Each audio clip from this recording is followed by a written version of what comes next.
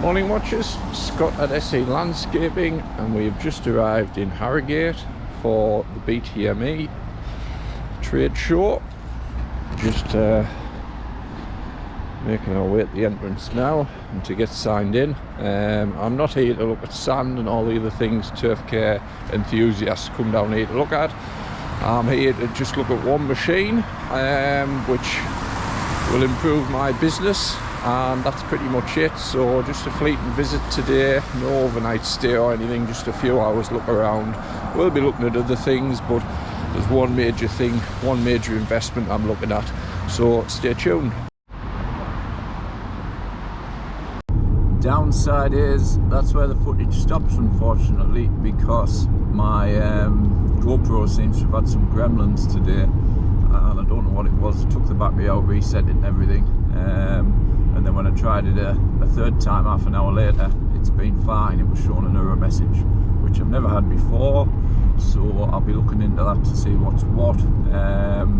But unfortunately, no footage of the event, which, like I said, people like to see machines and things. I usually do a bit of filming. But the reason I went to BTME was, I know what it's like. It's a turf care greenkeeping show, mainly for greenkeepers, and I know what you're getting out the event. It's 99% it's turf care, grounds, golf courses, etc., and it's not really for sort of our trade, apart from the small bit. But the small bit that I went down to look at was this machine here. And that is Toro Procore, and I've looked at these machines for a few years. There was a guy in Northumberland, up in past Newcastle, who has one, and he services our area, and what he does is he charges roughly about £300 for a football pitch, and he'll come in, and it takes roughly a couple of hours to do, and these machines are sort of 3/4 of a ton, so they're a lot lighter than trying to put a tractor on. So really, in the winter, you can still go at it with these machines in most conditions and improve the ground. And this guy's always busy. He has this machine, and he's always got work. He does a lot of local sports pitches around our way, whether that be non-league or even up to sort of step 6 and 7 in the leagues he's doing. So he's getting plenty work. The problem is there's not enough. There's nobody else doing it. And I saw these machines a few years ago, and obviously I've had him out previous as well to do some work, and there's a market there. Now that market comes with a price that I've been quoted today, which is £38,000. That's expat, obviously, so but 38,000, and the other problem is, like he said, is you're waiting sort of 9 months. So I've looked at this. I'm going to go away now and look a bit more at the specs, because it's something I'm really interested in. It's something that in the winter I think this machine could make a lot of money, and it's a very easy task. All you're doing is punching holes in the ground, and whether that's just sending a man out over winter, just keeping him busy, he can do sort of 3 or 4 pitches in a day, and there's good income there. There's good money to be made. You can sort of go in low balling and go a bit cheaper than the opposition, or you can go in somewhere near, because like I say, there's a shortage. There's not enough people doing it, and the problem with the sort of greenkeepers and everything else who do the work is there's the problem they've got is they can't put their bigger stuff on in the winter and things. So same with the footballers. They might have a tractor and they might have a tractor and an aerator or something, but it's too heavy to put on because they weigh a lot more. So I think I'm going to explore the market a bit more, and potentially this is going to be an investment for not for 2023 but 2024, because like I say, if I was to order one, I'm waiting sort of 8-9 months. So if I muddle this over the next couple of months, but I really think that that this is going to be some kind of an investment for me. I think it's definitely going to be an option. So that was what I went down to look at. I had a good chat with the guy. They've changed the model, they've improved it on a lot of other things. A lot of problems they'd had with the previous one, and the same with the turning circles as well. It used to make a lot of a mess. They've ironed that out, so it's a lot better machine now. So it's got a lot going for it. It's got yes, it's got a huge investment, but if you weigh up the pros and cons of how quick you can recoup that money, you can recoup it quite quickly. If that machine's out for a week, it's already, based on my calculations there, if that machine's out for a week with a man, yes, he's got to travel between sites, but potentially, including not overworking him and travelling between sites, that machine can bring in £3,000 in a week. And if you get a bit of weather like we're having now up north, where it's been frosty and then it thaws out and there's all this rain and everything, it's you're going to get plenty of work for it. And potentially your sports clubs who are prepared to pay the money, they could have you in 4-6 times a year, and you could come up with a little package with them and drop a little bit of money off if they're going to come back for repeat business and contracts and things. So that's what I went for. That's what I had a good chat on the Toro stand with the guy for. Very knowledgeable about the machine he was. So it was just a shame that, like everything else is just so demoralising when 2-3 years ago, like I've said previously, you could go and buy a machine and just go in and say I want that one, and 2 weeks later they'll be like, right, we're delivering it. That's not around anymore, unfortunately. So that's that. We're coming into 2023 now. We're sort of hitting the ground running. We're just finishing off on pruning and everything. So my plan of action, I think I've mentioned previous, the scaling back. I've gave notice to 32 sites between October and sort of recently. Gave them plenty notice. What I am finding is the plan was just to sever ties with these sites totally. So that means I cut grass for most of them, prune shrubs and things like in the schools, and then the villages I cut grass sort of 14-18 visits a year, and then they get me in for winter tidy ups and things like that. And what I found is they're still asking me that, we know that you can't cope in the summer, can you cope in the winter to do winter tidy ups and things? So I've looked at it and I've said to them, yes, it's something I can still manage if you're happy. Obviously, if you're happy that I'm not going to be doing other stuff for you and that won't lead to other stuff, I'm not going to go back there. So if you have problems in the summer with your contractor, excuse me, if you have problems in the summer with your contractor, it doesn't mean that I'm going to dip in again, but I'm quite happy to help you out in the winter. And what it means is, one site, for example, we clean the streets with the Weedo power brush, and we clean up the leaves and stuff, and we even clean out the gutters because they don't have a contract with the council. So the gutters on their private roads, which aren't county owned, we go at it with the shove haulers, what you clean out the fence post with. If you're putting a fence post in, you use the shove haulers to take the soil out. So that's a contract there that they still want us to do, and it's £1,600–1,700 I think roughly, depending how bad it is, per year. And there's quite a few of them, so I'm going to keep that work on. It means we keep going in the summer. We have an extra income in the winter now that I didn't plan for, so it means that I did have a plan to go hunting for a few little jobs here and there just to fill in if we were short of work, or I was quite happy to say, look, we'll just take it easy over the winter, but these things will fill in, and these things will provide us with extra work and extra income. So that's the plan. We've got a bit of I've got about, I think I worked it out for this winter, which we already contracted to do, and we just finishing work for these councils now.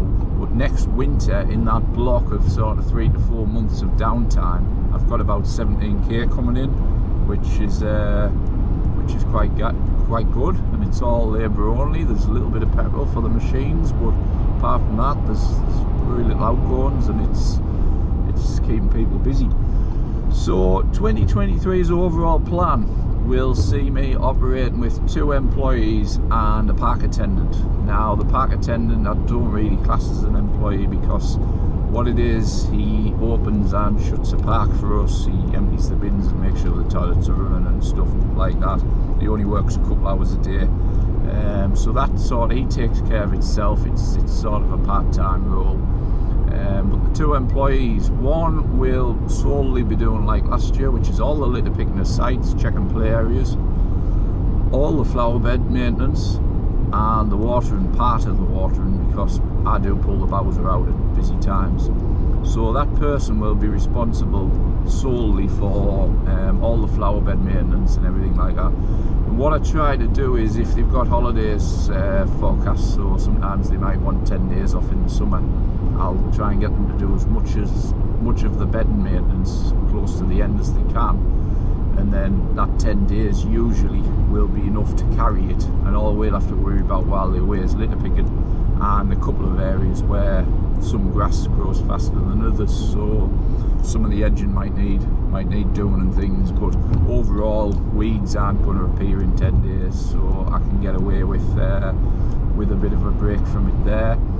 The other man will be helping me on grass cutting, pruning and sort of other stuff that we do in the summer, just the regular stuff, so we will be able to hit all the grass cutting hard and carry out a few other jobs that come in over the summer, whether that be a bit of aeration or something early on in the season, something along them lines. So we'll be able to do a bit of maintenance on a few lawns that we've got work to do on. But overall, that will be the plan. We'll be jumping on mowers and obviously other things like line mark football pitches and stuff. But it should go to plan. The only thing that can ever knock this plan is obviously health. If somebody's off sick or something, then yes, the plan's scuppered. But going forward this season, as a family we've discussed it, and I shall be working Monday to Friday. Yes, if the weather goes wrong, then potentially you've got to do a Saturday or something if you've lost a day, which we can quite happy with that. We've discussed this as a family because it's a family plan as well as my own plan. So we've negotiated and said, look, if the weather's crap, then yeah, but I could be at home on a Wednesday, but I'll be back in on a Saturday. But that won't be every week because, as you know, in the summer the weather's good. So that's where we're going with the staff. That will keep us going and keep the plan as clockwork. And new additions, obviously we've invested in the machinery you've seen previous, the Versus and things, etc, etc. This Pro Core was something that I was looking at for next year. Got a couple of other investments coming over the next few months, one being a new van. What it is, a lot of the time I'm told the Renault Traffic is towing a trailer around, and a lot of the time it's only got the Z1 on. Now the Z1 fits in the back of the Renault Traffic. The wheel arches inside the apply line, you've got 1 inch, so you haven't got a huge amount, but you've got 1 inch, so you can get it in. But the downside is, once that's in and a strimmer and a blower is in, you ain't getting anything else in the van. So what the plan is we're going to get a larger van, sort of the L4, which I've already ordered, and hopefully it'll be here within sort of a month's time with a bit of luck. So the L4, basically you've got L2, L3, L4, and it's all about lengths, and you're coming up to somewhere along the line of 4 meters, I think, with the 4, or just short of 4 meters. So what it means is I'm going to get it racked out so that we can have all racking on the sides and everything, so everything can be hung up. I've always wanted a van racked out, like I see some of my friends on YouTube and Facebook and things, and they've got them all set out and everything's tidy, whereas if anybody's ever seen mine, I'm bound to get a comment off Greg now, because some of the photos I send him sometimes where it's just everything's just chucked in. That's not how I wanted. I wanted it all nice and tidy, racked out, things underneath, things above, so it can all be easily accessible and everything. And then obviously the ramps. So I'll be able to get, I've worked it out, I'll be able to get a Z1 in, I'll be able to get a small mower in, dummy bags, all the other kit set up on the sides and everything, and I'll be able to do all this, and it'll mean the trailer only needs to go out when the Ransoms Parkway or the First is going out, so when the bigger machines are going out.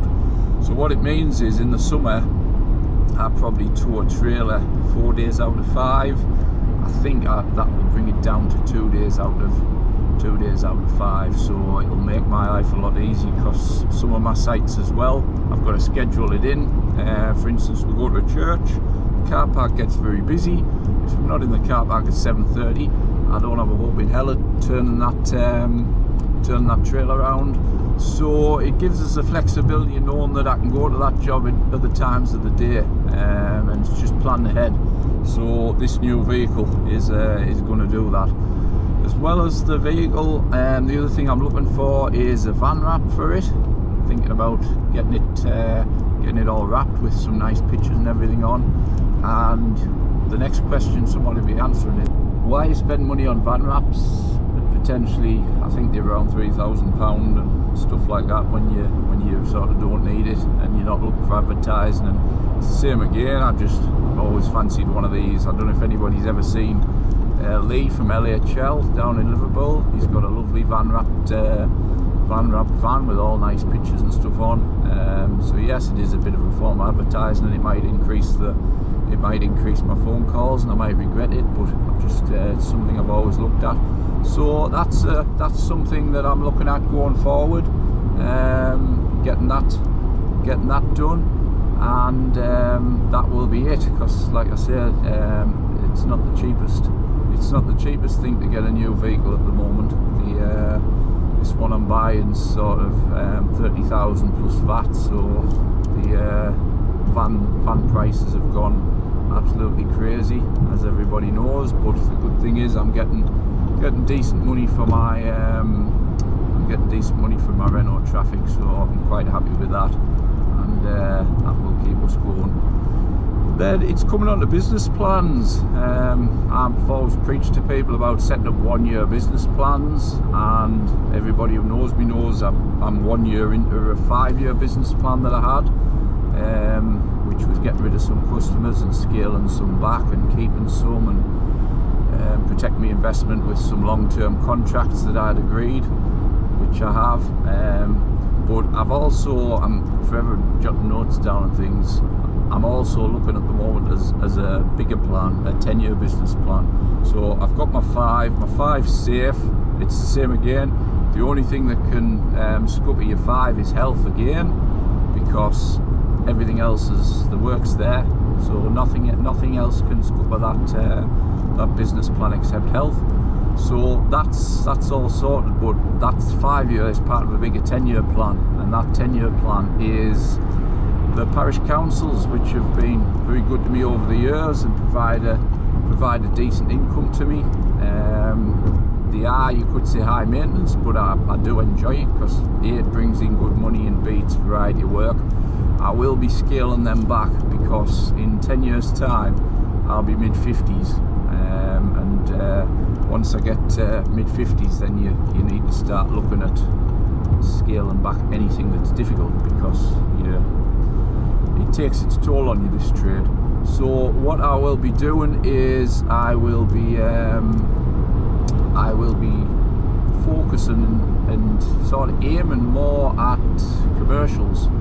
So I will be building commercials up by then, and what that means is I've got commercials now that I'll have forever, and what I'll be doing with those is I shall be sort of increasing them. So as I scale back sort of parish councils in a few years, I'll be looking at increasing sort of 5 years time, 2030 or 2028 and stuff.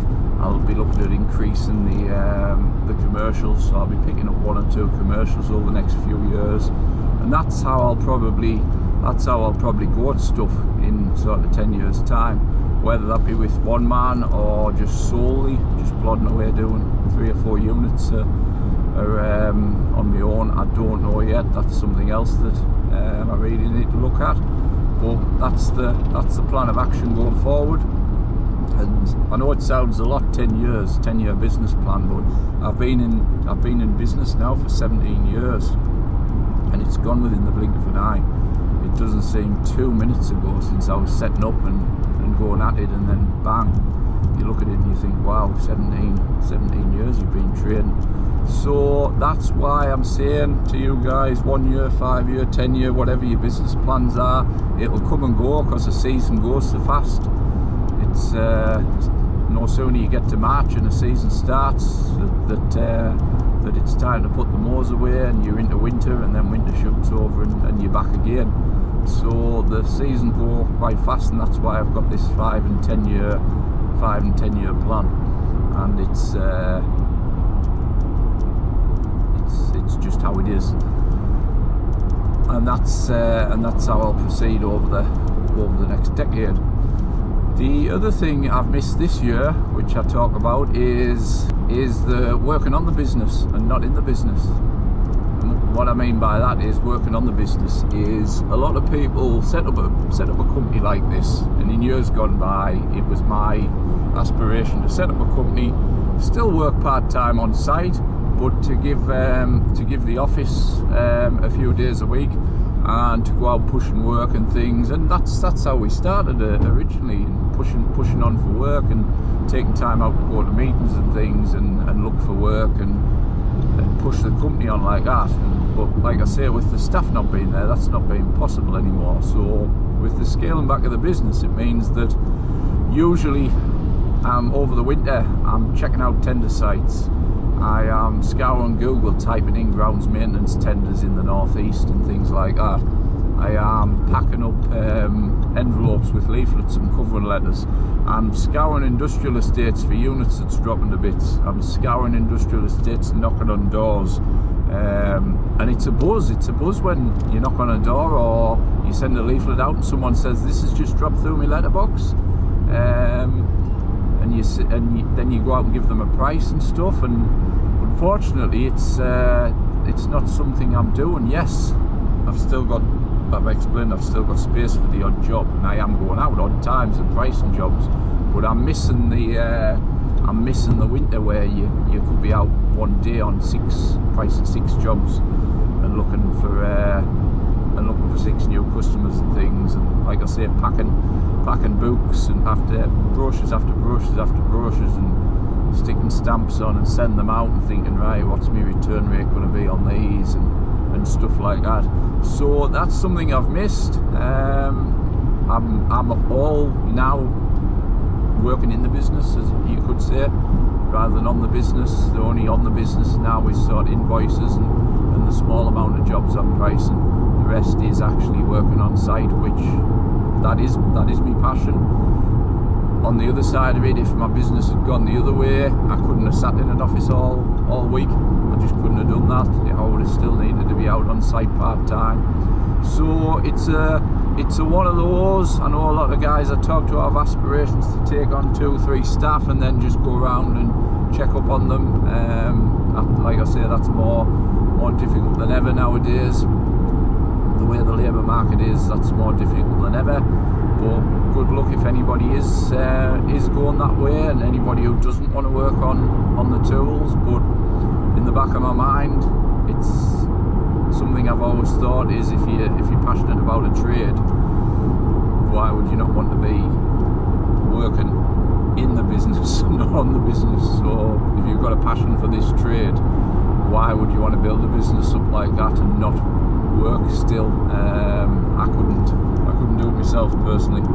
So that's where we are with everything for 2023. If I can get my words out, everything's looking good at the moment. All the equipment's ready to go.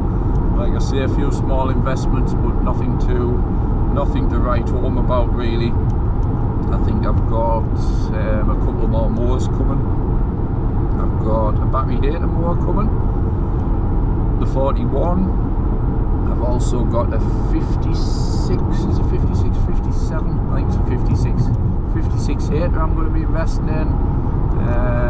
And then just sort of pushing towards the season is Stills released. Well, Stills revamped a lot of their hedge cutters and things. So the 86, the 94, they've all been replaced. But although they're in the 2023 brochure, anybody who's just picked one up, you're not going to get them for 6-7 months. Same with the new blower, the new backpack battery blower that's come out from Stihl. That's the same again. Everything's just hard to get, hard to come by. So I've got orders in for this stuff. As soon as it comes, I will be getting new still gear. But apart from that, investment wise, that's pretty much me for this year, because that's used up with the van, the other mowers and everything else. That's used up pretty much all of my budget. So looking at next year, the Procore is one of my main things at the moment. Like I say, I'm going to mull it over because 40k is a big investment for something. So I'm going to do some groundwork over the winter because I'm involved, well, I used to be involved with grassroots football, and I know a lot of people, and I know a lot of people in that side of sort of non-league, northern league, etc. So I'll test the market. I'll see if there's a market for it, and potentially I could have a client base before I've even got a machine for that. That's my thinking. So we'll see where that goes, and over the winter. But the plan for next year will be the Toro, and I've spoken about previous about the Parkway, with revamping mine this year and getting it serviced, new sole plates and everything, so it's a brand new machine. That's the one with 250 hours that is a bit like an ex-demo, but it was the one I was going to trade in. If that one goes next year, then that will be my two large investments next year, which will be the Procore and the ransoms, which I'm assuming by next year that the ransoms could be coming in at 55, because the way prices are going up, I expect it to rise again. So that'll be all my money next year. That'll be sort of a 90 grand investment next year. So that should be the lot on two pieces of kit.